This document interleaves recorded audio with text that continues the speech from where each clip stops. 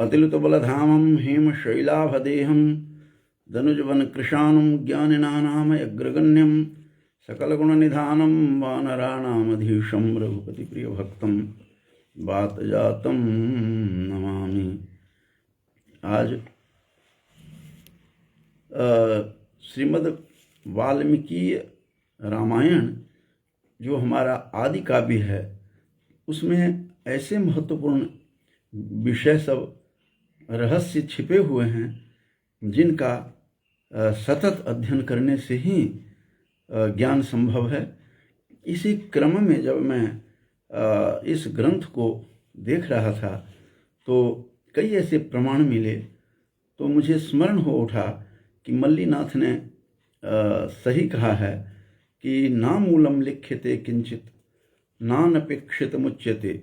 यह बात जो कही गई है यह बिल्कुल ही सत्य है और बिना मूल का बिना आधार का कुछ भी न बोलना चाहिए और बिना अपेक्षित जो नान अपेक्षित है जो अपेक्षित नहीं वो बोलना भी नहीं चाहिए और बिना आधार का लिखना नहीं चाहिए। मल्लीनाथ का यह सटीक बात है जिसे आधार मानकर आज मैं वाल्मीकि रामायण के जो सुंदर कांड हैं इस सुंदर कांड में हनुमान की जो है वीरता, हनुमान का पराक्रम और हनुमान की जो शक्ति है वह कितनी है, वह अपार है। इस विषय में थोड़ा सा संकेत हमें कुछ श्लोकों से मिल रहा है कि कितनी शक्ति थी। और जब वह सुंदरकांड में जब हनुमान जाते हैं वृक्ष पर छिपे हुए हैं और उन्होंने जानकी से जब संवाद किया उस संवादक क्रम में उन्होंने कहा कि हे देवी आपको मेरी इच्छा है कि आप मेरे पीठ पर बैठ जाइए और मैं समुद्र लांघ जाऊंगा। मैं इतनी शक्ति रखता हूँ कि मैं रावण सहित इस लंका को भी उठा लेने में सक्षम हूँ और उठा करके ले जाऊंगा।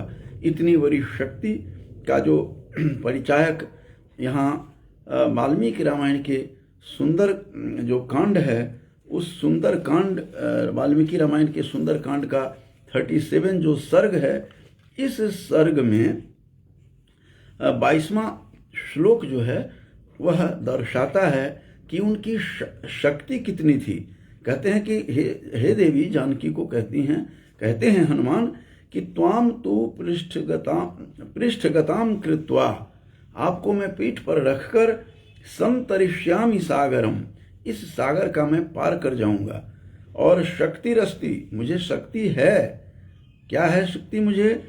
शक्ति रस्ति ही में बोढ़ुम लंकामपि सरावणाम। आश्चर्य है कि कितनी शक्ति होगी, कितनी ताकत है हनुमान की। कह रहे हैं हनुमान कि हे जानकी, हे देवी, त्वाम तु पृष्ठगताम कृत्वा, तुझे मैं पीठ पर रखकर संतरिष्यामि सागरम शक्तिरस्ति में बोढ़ुम लंकामपि सरावणाम। सरावणाम माने रावण सहित लंका को मैं उठाकर ले के चला जाऊंगा। आपको तनिक भी डरने की जरूरत नहीं है। और आगे 22वां श्लोक तो है ही 37 सर्ग सुंदरकांड का वाल्मीकि रामायण के, लेकिन 23वां श्लोक भी उसे पुष्ट करते हुए कह रहा है कि अहम प्रसवनस्थाय राघवायाद्य मैथिली प्रापयिष्यामि शक्राय हव्यम हूतमिवानलः। ऐसे उपमा का प्रयोग, ऐसी उपमा का प्रयोग है जो आश्चर्यचकित करता है। हनुमान कहते हैं जानकी को कि हे देवी, अहम प्रसवनस्थाय, हे मिथिलेश कुमारी, हे जनक नंदिनी, रघुनाथ जी के प्रसवण गिरी पर, जहाँ पर वो प्रस्रवण गिरी पर रह रहे हैं रघुनाथ, और वहाँ रहते हैं और इसीलिए अहम प्रश्रवणस्थाय राघवाद्य मैथिली, हे मैथिली, राघव को आज मैं प्रापयिष्यामि, मैं प्राप्त करवा दूंगा, अति शीघ्र। कितनी शीघ्रता में? जैसे शक्राय हव्यम हुतमिवानलः, जैसे आहुति में पड़ी हुई जो सामग्री है, जो हविष्य हैं, उसको जिस प्रकार से अग्निदेव शक्र के लिए अर्थात इंद्र के लिए झटिति पहुंचा देते हैं, अग्निदेव हवन में कुंड में पड़ी हुई सामग्री को, भविष्य को शीघ्र ही इंद्र के लिए पहुंचा देते हैं, उसी प्रकार में शीघ्र ही हे मिथिलेश कुमारी, हे जानकी, हे मैथिली, और मैं आपको भी पहुंचा दूंगा वहाँ राम के पास, जहाँ प्रस्रवण गिरी पर, पर्वत पर, जहाँ राम रह रहे हैं, रघुनाथ रह रहे हैं। इस प्रकार की बात यहाँ कही है और आश्चर्यजनक शक्ति बताई गई है सुंदरकांड में। इसी का आधार लेकर के तुलसी ने भी कहा है कि अतुलित बलधामम हिम शैलाभदेहम, उनका शरीर जो था हिम पर्वत के समान, स्वर्ण पर्वत के समान था शरीर, और अतुलित बलधाम थे। इसीलिए तो कहते हैं कि दासो हम कौशलेंद्रस्य, इसी सुंदरकांड में हनुमान कहते हैं कि मैं तो रघुनाथ का दास हूँ, मैं तो कौशलेंद्र का दास हूँ, मैं राम का दास हूँ, दासो हम कौशलेंद्रस्य कहते हैं। तो अतुलित बलधामम की जो बात कही गई है, तो बिना आधार का इन्होंने, तुलसी ने नहीं लिखा है, क्योंकि साफ 22 और 23 जो श्लोक है इस 37 सर्ग सुंदरकांड वाल्मीकि रामायण का, जिसमें साफ शब्दों में कहा है कि रावण को मैं, लंका सहित रावण को मैं उठा कर ले जाऊंगा। और 23वें श्लोक जो है उसमें भी बताया गया है। इसी प्रकार से जो एक और श्लोक में इसे पुष्ट करते हैं कि मैं रावण सहित लंका को उठा कर ले जाऊंगा। जब इसके श्लोक को जब देखेंगे 37 श्लोक में भी इस प्रकार का है। और उन्होंने पहले तो उन्होंने 37 जो श्लोक है उसके अंदर में भी है और 38 में भी है कि उनका शरीर कितना भयानक था, कितना विशाल था। और 39 श्लोक में जाकर इन्होंने, हनुमान ने दोबारा इसमें कहा है कि मेरी शक्ति कितनी है, हे वैदेही, हे मैथिली, मैथिली शब्द का प्रयोग किया है हनुमान ने सुंदरकांड वाल्मीकि रामायण में। और यहाँ पर 39 श्लोक में भी कहा है कि रावण के सहित मैं उठा करके ले जाऊंगा, शीघ्र ही राम के पास आपको पहुंचा दूंगा। फिर 39 श्लोक क्या कहता है कि सपर्व तवनोद्देशाम साट प्राकार तोरणाम लंका मीमाम सनाथाम वा नई तुम शक्ति रस्ति में।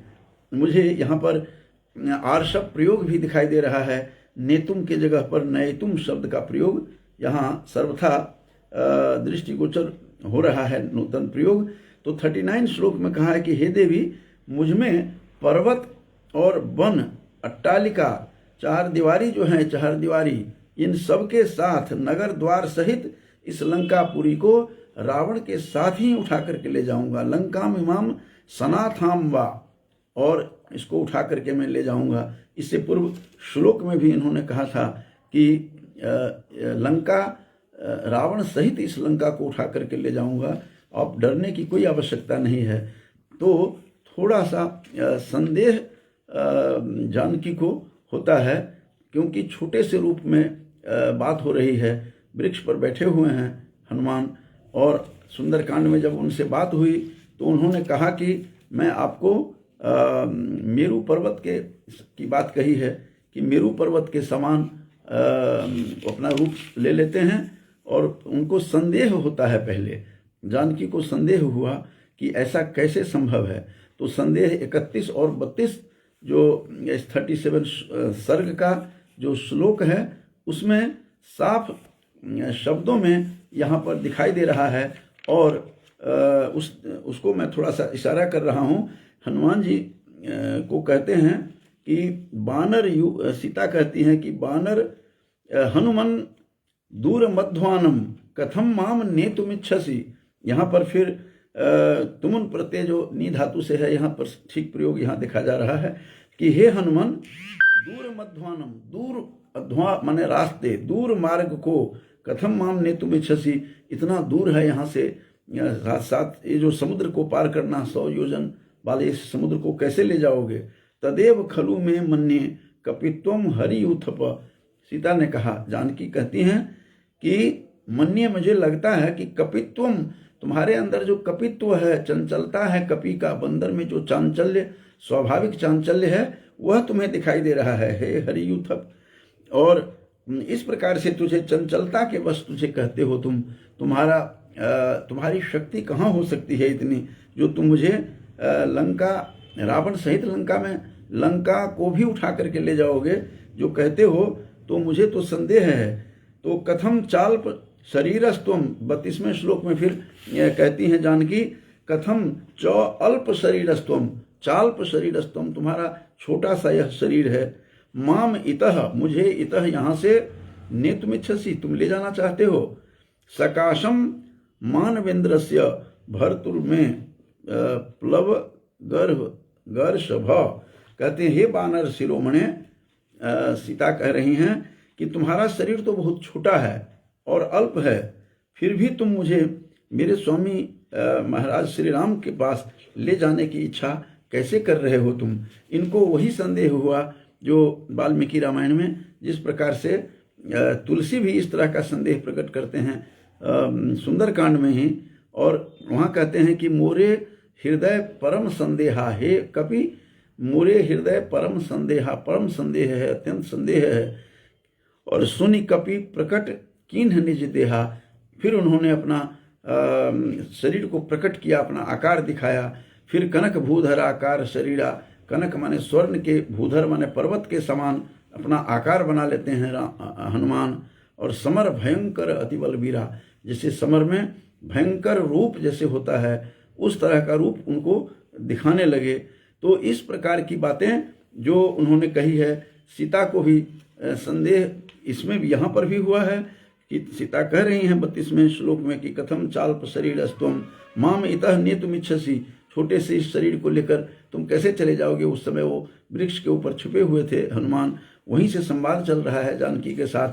तब फिर जा करके इन्होंने भी, जैसे तुलसी ने कहा है, यही इसी को आधार मान करके तुलसी ने लिखा होगा।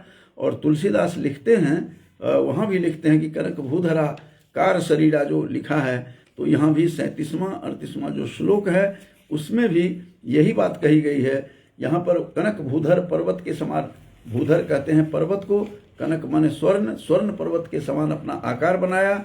और 37 जो श्लोक है सुंदरकांड का, यहाँ भी पर्वताकार रूप बनाने की बात कही गई है। कहते हैं कि मेरु मंदर मंदर संकाशो बभौ दीप्तानल प्रभः अग्रतो व्यवथस्ते थे च सीताया वानर सभः। ये कहते हैं कि बात बात में ही उनका शरीर कैसे हो गया, मेरु पर्वत के संकाश माने समान, मेरु पर्वत के समान उन्होंने शरीर बना लिया।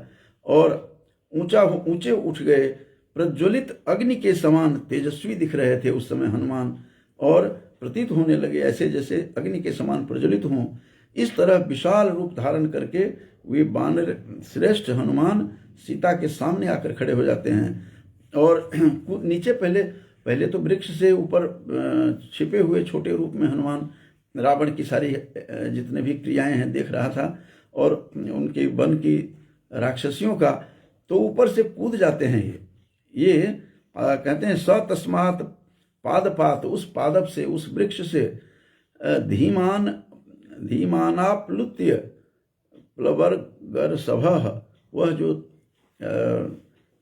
वानर थे वह हनुमान, वे क्या करते हैं, कूद जाते हैं पादप से। और ततः वर्धितुमारे भे, और अपने शरीर को बढ़ाने लगे। सीता प्रत्यय कारणात्, सीता को प्रत्यय कारणात् माने विश्वास दिलाने के लिए, प्रत्येक विश्वास दिलाने के लिए उन्होंने अपने शरीर का आकार बढ़ाते चले गए। और कनक भूधराकार शरीरा, जो तुलसी भी उसी तरह से लिख रहे हैं। और मेरू पर्वत के समान यहाँ वाल्मीकि कहते हैं कि उन्होंने अपना शरीर बना लिया, और दीप्त अनल की प्रभा के समान, दीप्तानल नल प्रभा, उनकी प्रभा जैसे जलती हुई अग्नि की होती है वैसे हनुमान दिखने लगे। और अग्र तो व्यवतस्थे च सीताया वानर सभः, और उन्होंने अपना शरीर इस प्रकार के दिखाया। आगे 38वां श्लोक में भयंकर रूप दिखाया फिर जानकी को, ताकि विश्वास हो जाए उनको।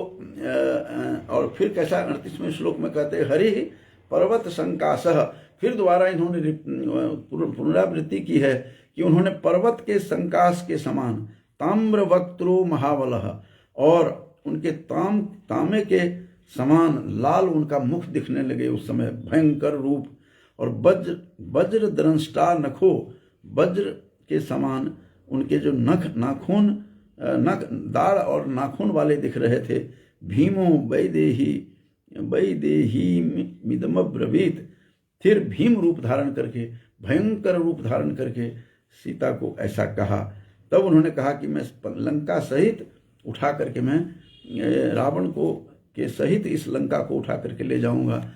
तो आरंभ में उनको संदेह हुआ था जानकी को, क्योंकि लघु रूप में हनुमान पर्वत उस पर वृक्ष पर बैठे हुए छिप के सब देख रहे थे और वहीं से संवाद चल रहा था।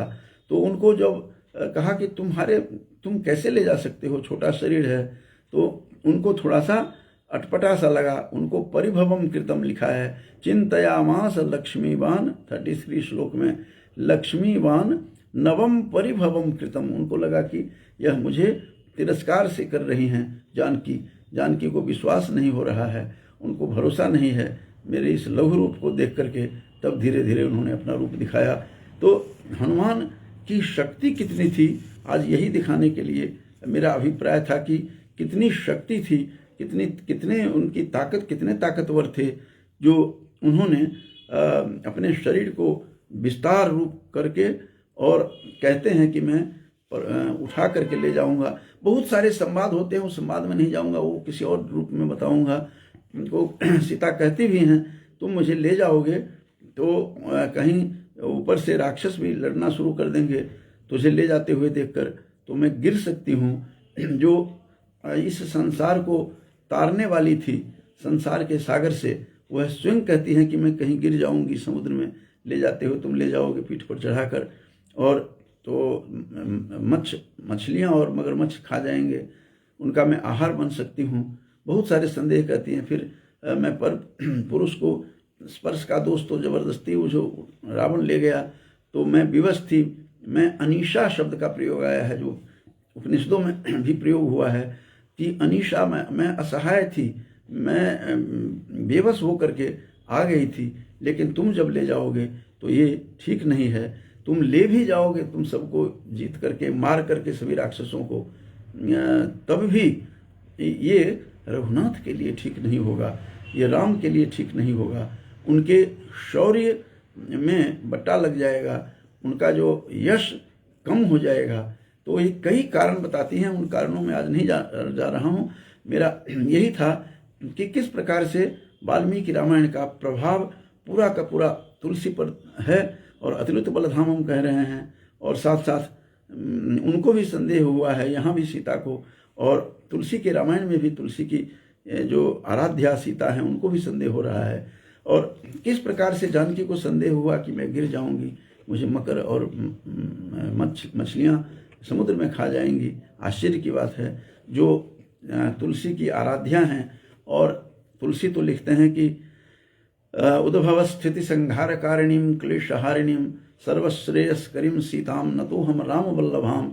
उस राम वल्लभा को तुलसी प्रणाम कर रहे हैं कि जो उद्भव स्थिति संहार के कारण हैं, सृष्टि की उत्पत्ति और प्रतिपालन और संहार कारिणी स्वयं सीता है। ऐसी सीता को, जिनकी जो स्वयं स्वर्ण प्रभा के साथ साथ अग्नि प्रभा के साथ साथ वो साक्षात शक्ति रूपा हैं, उनको किस तरह से संदेह हुआ है। जो तुलसी भी के साथ साथ तुलसी तो लिखते ही हैं, वाल्मीकि रामायण के प्रारंभ में ही कांड में इन्होंने लिखा है कि किस प्रकार से उनको कहा जा रहा है कि वह साक्षात अग्नि की प्रभा के समान हैं और अपनी प्रभा से स्वयं रक्षित हैं। ये भी बात यहाँ वाल्मीकि ने आरंभ में ही बात कही है, बालकांड में ही, कि वह अपनी प्रभा से, अपनी स्वशक्तिया रक्षिता है, अपनी स्वप्रभया रक्षिता,